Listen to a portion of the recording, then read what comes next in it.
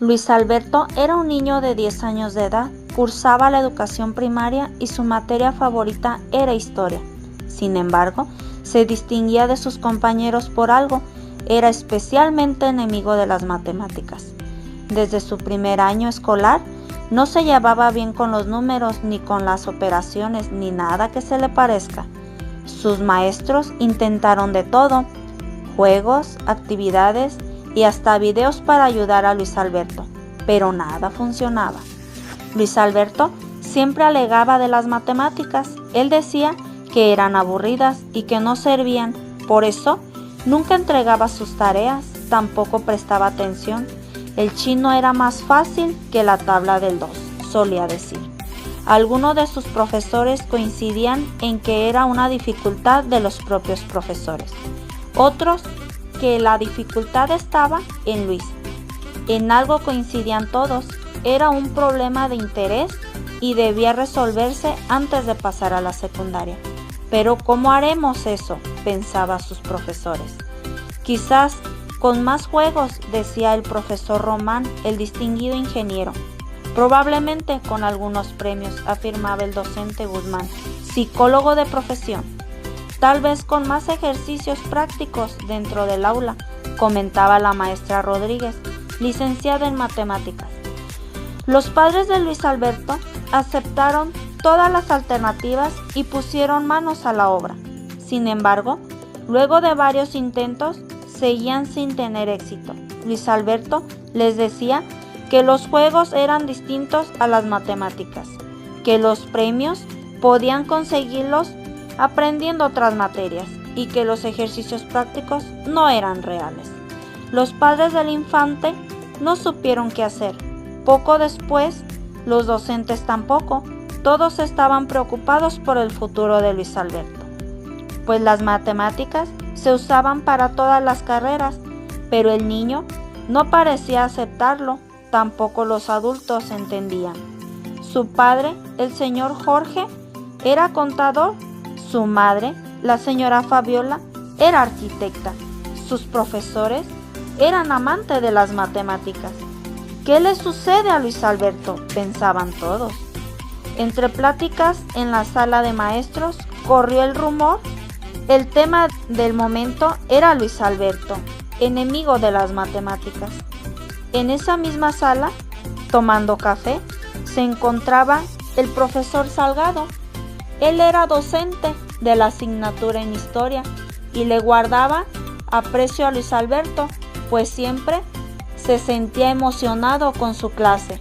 Por ese motivo, no pudo evitar preguntarse qué sucedía. Los demás le contestaron el problema y para sorpresa del maestro Salgado, era algo imposible que Luis Alberto no le interesaran las matemáticas. Mi clase es el que más participa, argumentó el maestro. Pero tu materia sí le interesa, decían los demás. ¿Por qué?, se preguntaba el profesor. Porque no tiene nada que ver con las matemáticas, dijeron todos al mismo tiempo. Eso no es cierto, dijo el maestro. Yo me encargo de ayudar a Luis Alberto. Él es un niño muy inteligente como todos los demás, pero aún no sabe qué papel tienen las matemáticas y mañana voy a solucionar el asunto. Sus compañeros no le creían. Pensaba que era una misión muy difícil, pues no habían conseguido nada antes. Al día siguiente, el profesor Salgado inició su clase como cualquier otro día. El tema de hoy son los egipcios, dijo en voz alta. Todo el aula prestó atención, en especial Luis Alberto, pues no conocía el tema todavía. Luego el maestro comenzó a hablar. ¿Sabían que los egipcios construyeron las pirámides más grandes y vistas por la humanidad?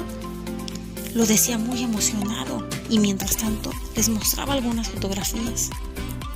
¿Y cómo construyeron esas cosas enormes?, preguntó Luis Alberto. Con muchos hombres haciendo el trabajo, por supuesto.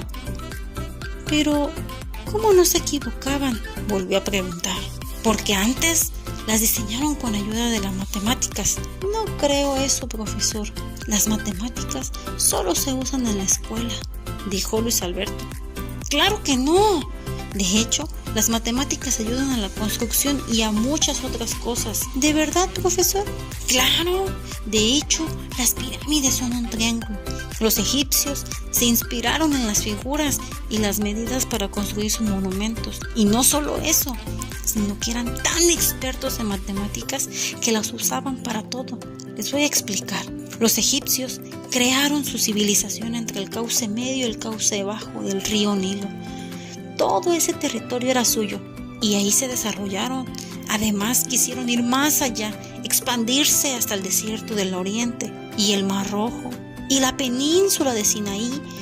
Los egipcios eran tan importantes que alcanzaron más de 3.500 años como cultura y durante ese tiempo hicieron muchos descubrimientos. Algunos de ellos fueron las matemáticas. Ellos inventaron a contar de 10 en 10. También estudiaban mucho las figuras como el triángulo y el cuadrado.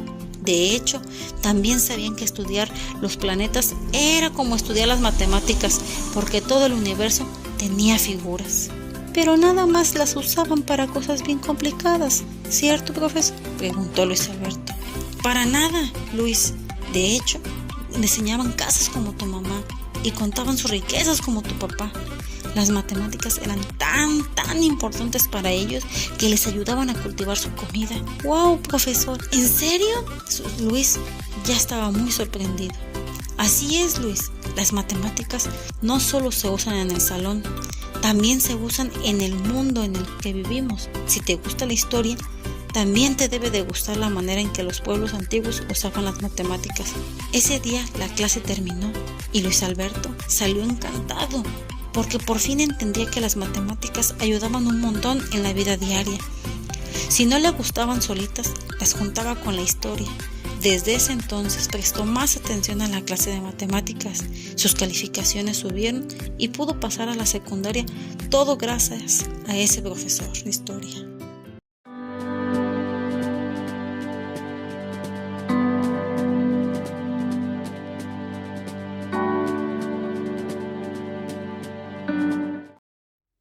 Los egipcios desarrollaron las matemáticas a un nivel admirable.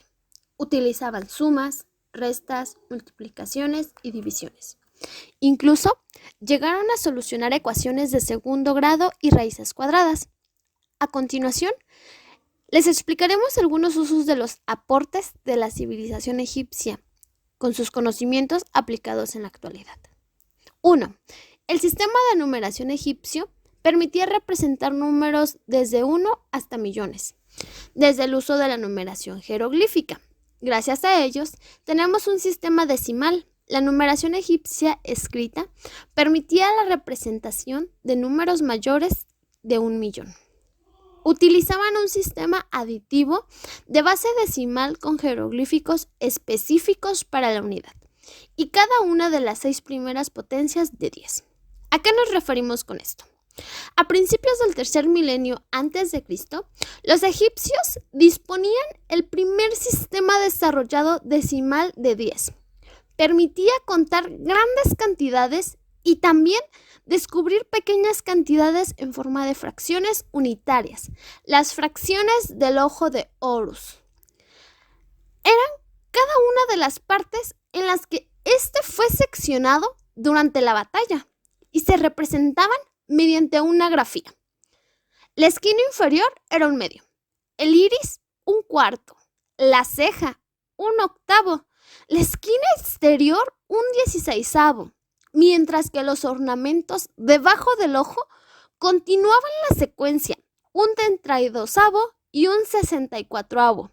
Los egipcios se detuvieron en la sexta división de 1/64, pero si continuamos haciendo mitades del trozo que falta, nos acercaremos cada vez más a la unidad, aunque no la alcanzaremos jamás. En matemáticas, pues gracias a un ojo, tenemos las fracciones que cómo nos da dolor de cabeza. 2. El papiro de Rhind. Se conservan operaciones con números fraccionarios y también hay pruebas de que llegaron a solucionar determinadas ecuaciones de primer grado. Así como también observaron el papiro de Moscú y el papiro de Berlín. Prueba de estas aportaciones está el papiro de Moscú, con 5 metros de longitud y tan solo 8 centímetros de anchura.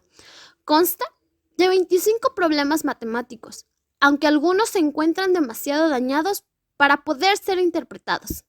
De los 25 problemas que consta, hay 2 que destacan sobre el resto. Son los relativos al cálculo del volumen de una pirámide truncada, problema número 14, y el área de una superficie parecida a un cesto, problema número 10. Este último es uno de los problemas más complicados de entender, pues no es clara la forma. Y si la figura buscada fuese un cesto o un hemisferio, entonces sería el primer cálculo conocido de un hemisferio. Y el papiro de Amnes es un documento de carácter didáctico que contiene diversos problemas matemáticos. Está redactado en escritura hierática y mide unos 6 metros de longitud por 35 centímetros de anchura. El papiro contiene 87 problemas matemáticos con cuestiones aritméticas básicas, fracciones, cálculo de áreas, volúmenes, progresiones, repartos proporcionales, regla de 3, ecuaciones lineales y trigonometría básica. En él encontramos el tratamiento de las fracciones. Los antiguos egipcios no realizaban el cálculo de fracciones como lo conocemos hoy, pues escribían los números fraccionarios como suma de fracciones unitarias, las de forma 1 diagonal n con n natural distintas. Este tipo de sumas son conocidas hoy como fracciones egipcias.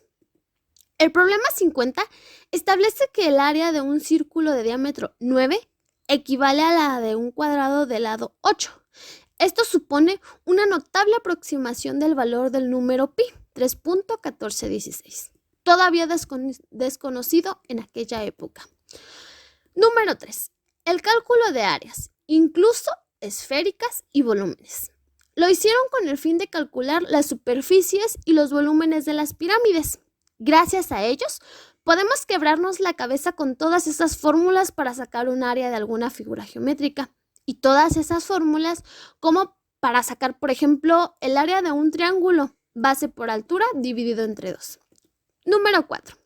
El calendario. El año egipcio se estableció en 365 días, dividido en 12 meses de 30 días, mucho antes que Julio César estableciera el calendario juliano. Gracias a ellos, tenemos el calendario que conocemos ahora. 5. Administraron conocimientos de geometría. Esta palabra alude al proceso de medir tierra a través del trazado de líneas y el dibujo de figuras, triángulos y rectángulos, lo cual sirvió para la agricultura y la construcción de sus monumentos. La palabra geometría alude a medir la tierra. En Egipto, año tras año, el Nilo inundaba los campos, destruyendo en su limo las divisiones. La necesidad de volver a marcar los límites de los terrenos de cultivo al bajar el agua del Nilo, después de las inundaciones anuales, impulsó el desarrollo de la geometría y los instrumentos de medición para el cálculo de áreas, volúmenes e incluso del tiempo. Llevaron a cabo investigaciones, descubrimientos e inventaron las primeras reglas, signos y demás elementos para llevar a cabo lo que hoy conocemos como operaciones básicas: suma, resta, multiplicación y división. Vaya que estos egipcios tenían una inteligencia innata. Tras el desborde del río Nilo, los egipcios establecieron un calendario para contar los días. Se guiaban por las fases lunares, 12 meses de 30 días y 5 días adicionales. El calendario mexicano para ellos eran las fechas importantes, cumpleaños, fin de semana, festividades y vacaciones. Registraron los patrones de las estaciones del año que llamaban Aked, Paret y Shemu.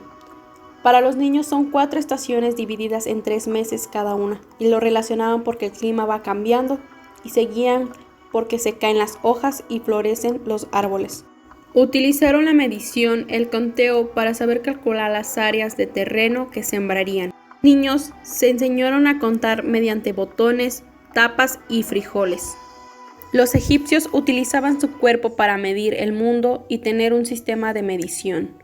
A los niños los enseñaban a medir con cuarta, pies, la regla o algún objeto que ellos tuvieran en casa. Utilizaron las fracciones a partir de la reconstrucción del ojo de Horus. Utilizaban sumas, restas, multiplicaciones, divisiones y fracciones unitarias para la repartición de sus alimentos. La palabra geometría en Egipto alude a medir la tierra.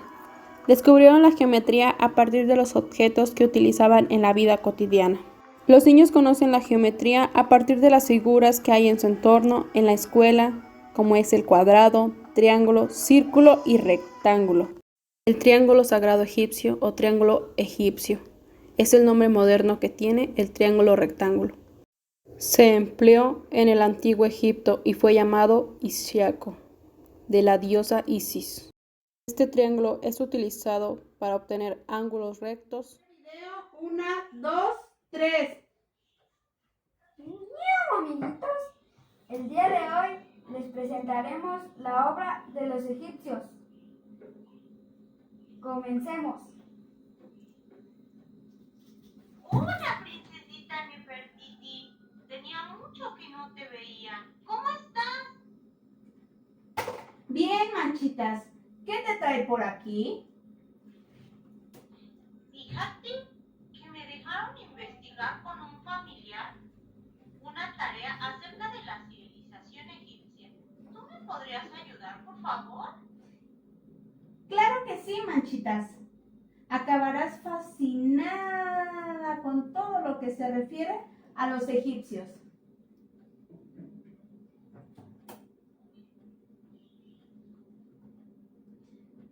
Todo comenzó con lo que es el río más largo de todo el mundo, que se formó en la antigüedad por un cambio climático y se le llamó Río Nilo.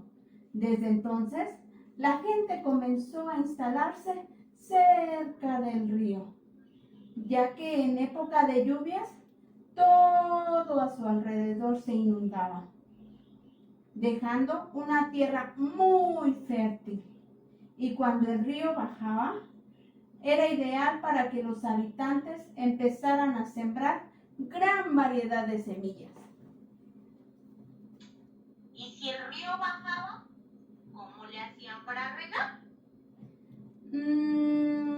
Los egipcios construyeron canales de riego para ayudarse a que se transportara el agua a lugares más lejanos y así poder regar toda la siembra. ¡Wow! ¡Qué difícil!, ¿no? Claro que no, vaquita. Era un trabajo que realizaban en equipo, donde participaba toda la comunidad, ya que se organizaban el trabajo de miles y miles de hectáreas. Oye, princesa, ¿y navegaban por el río? Claro que sí, manchitas. Era como una especie de autopista que se usaba como medio de comunicación que les ayudaba a comercializar sus productos y a su vez a utilizar las operaciones básicas, así como pescar y transportar grandes bloques de piedra para construir sus grandes obras. ¿Y cómo entonces sabían cuándo deberían de sembrar? Los egipcios eran excepcionales astrónomos, pues sabían exactamente cuándo sembrar y cuándo cosechar. Incluso elaboraron su propio calendario, basándose en los movimientos de los planetas y que, por cierto, sirvió de base para nuestro calendario que hoy tenemos. ¡Wow! Mi maestro y mis amigos quedarán asombrados con lo que les contaré. ¿Y qué sucedía cuando tenían accidentes en un trabajo? ¿Se enfermaban? ¿Qué pasaba con ellos? Ellos contaban con un servicio médico, donde eran atendidos por personas especialistas que trataban desde diferentes enfermedades de la piel, de los huesos, de los dientes, hasta enfermedades del corazón, ya que conocían las partes del cuerpo, las venas, las arterias más importantes, y utilizaban cientos de fórmulas para fabricar medicinas necesarias para curar todas las enfermedades. Incluso ya tenían instrumentos que utilizaban para las operaciones. También tenían un gran conocimiento sobre plantas medicinales que funcionaban como analgésico, es decir, disminuir el dolor, como lo era el lirio del agua, la amapola, la flor de loto y el cannabis. Incluso cabe mencionar que algunos médicos recetaban cerveza que los mismos egipcios elaboraban. Esto con la finalidad de mejorar los síntomas de más de 200 enfermedades. ¿A poco en ese tiempo ya había médicos? No precisamente, Manchitas. Se les llamaba de ese nombre, aunque eran personas muy respetadas y queridas, se les conocía como los hombres que cuidaban de todos los que sufren. Oye, también mencionaste por ahí de la cerveza. Pensé que no existía eso entonces. La cerveza que ellos bebían no tenía el mismo sabor que la que ahora toman, pero sí una graduación similar. La conseguían humedeciendo varias veces los granos de cebada, extendidos al sol, hasta que germinaban. Después la cocían junto a unas plantas y cuando fermentaba solo quedaba pasarlo por un colador. Y después esta cerveza se convirtió en motivo de ocio como lo es ahora. Oye, princesita, ¿y tú cómo sabes todo esto? Todo esto se sabe gracias a los escribas. Estas personas eran quienes escribían con los signos sagrados, los que llamamos jeroglíficos, que eran unos dibujitos que cada uno tenía su propio significado. Para los egipcios, la escritura era muy importante. Era como un regalo de los dioses y ellos supieron aprovecharla muy bien. Querían dejar por escrito todas las cosas importantes para que otras generaciones lo supieran. Y por eso el faraón y los personajes importantes siempre iban acompañados de un escriba que tomaba nota de todo lo que le pasaba. Te cuento, al principio solo escribían en piedras y en tumbas. Más tarde lo hicieron sobre papiros cuando aprendieron a fabricarlos, aunque no de manera frecuente porque el papiro era muy costoso, pero que gracias a eso conocemos su religión, su arte, sus pinturas, su literatura, como el famoso libro de los muertos, su arquitectura, como sus sorprendentes templos y sus magníficas pirámides, sus técnicas en la agricultura, sus buenos modales y un sinfín de cosas que aún utilizamos y que no sabemos que las tenemos gracias a esta cultura tan rica. ¿En serio, princesa? ¿Me dejaste con la boca abierta? Esos egipcios sí que eran unos verdaderos genios. Lo sé, Manchitas. De verdad, espero haberte ayudado.